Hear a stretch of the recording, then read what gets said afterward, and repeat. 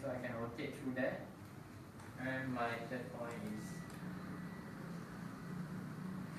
oh, I make it the wrong, pick up the wrong point.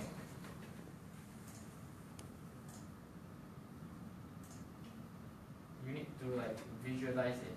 Where is your point?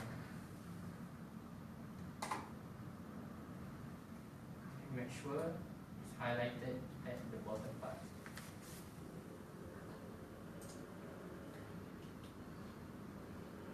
Second point, and then your third point.